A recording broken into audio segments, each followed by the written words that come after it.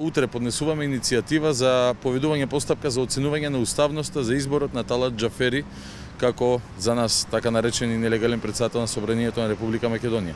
Покрај тоа што најавивме дека официјално започнуваме со правната битка и ги наредивме уште еднашка таксативно сите оние 30 на одредби прекршени од Уставот и Законот за собрание и деловникот за работа на 27 април од страна на представниците на Тиранската коалиција.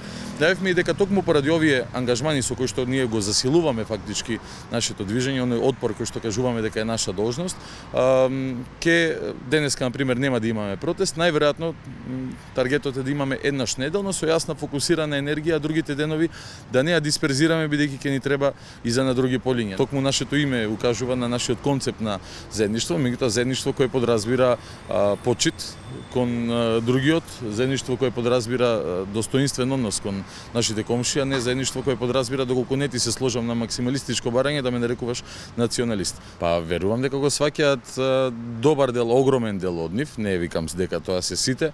Ние имавме индикативно инциденти на првиот и на 60-тиот ден. На првиот ден имаше некоја мала група која што скандираше шовинистички, националистички навредливи, да не употребувам и потешки зборови, ако има и такви, навредливи пароли, од кои што ние не само што веднаш се оградивме, и на лице место реагиравме, и тие работи не се повторија, како ви кажам, никогаш понатак.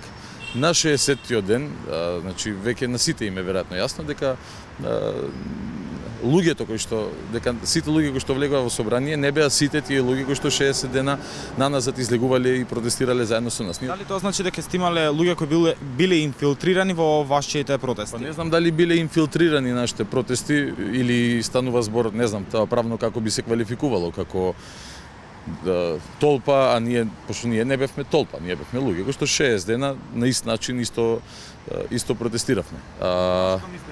Моето мислење генерално не знам, значи и синоќа повторно прегледував некои снимки и се уште не можам да ги склопам сите коцки во главата, све што се случи, многу работи се уште не знам, нити па не знам кога би ги дознал и од кого би ги дознал, немам информации. Јас дознав дека било какво, не знаев дека има прес-центар горе на пример.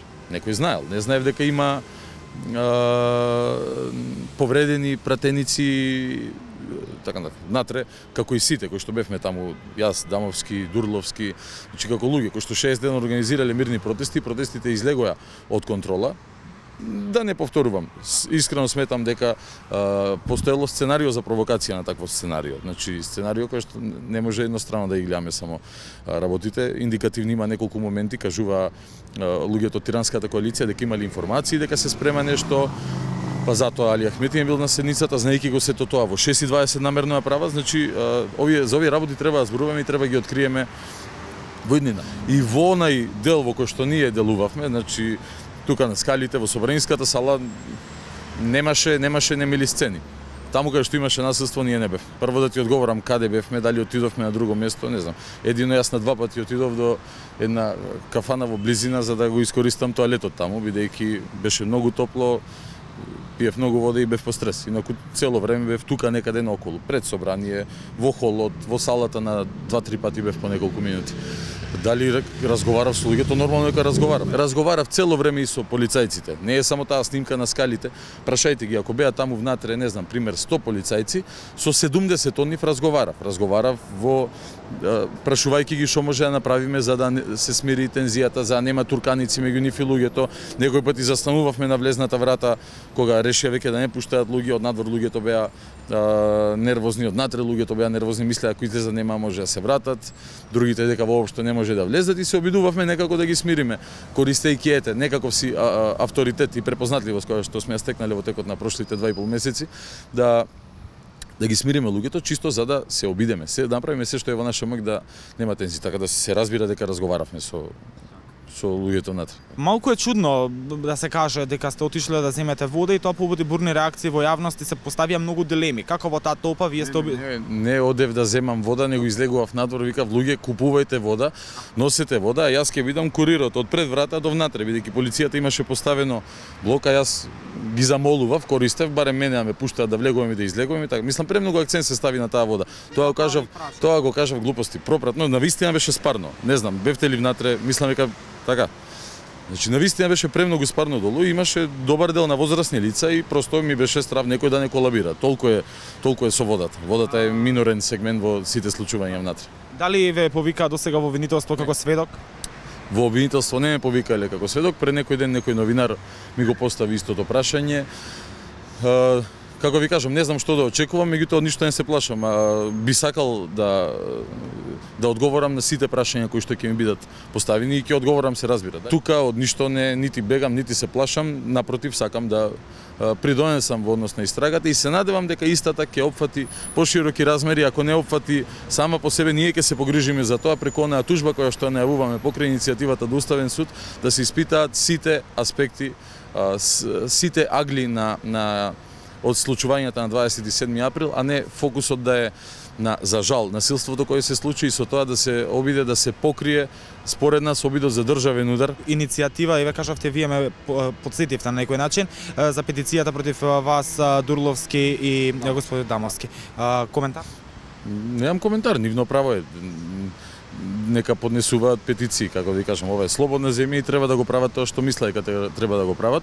Моje мислење околу нивниот подеќе, бидејќи ја отворив да прво мислев дека станува збор критична маса за овие луѓе кои што возат велосипед низ Скопје многу често, ми се расчисти дека не се работи за нив.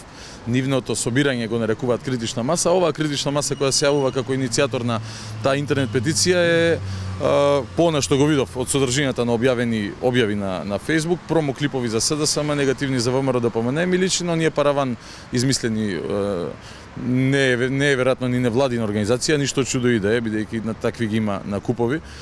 Паравани за действување преку така наречен граѓански сектор на политички ентитет и сметам дека доколку имаше навистина некое дело за кој би можеле да не обвинат се, да само ќе го стореше тоа, немаше да се обидува да не заплашува преку такви некои си иницијативи. Не е исклучува можноста и да е автохтона идеја на луѓе кои што мислат дека ќе се изборат за правда. На тој начин веруваат дека ние сме виновни и така натака. Сечија вина треба да се докаже на суд.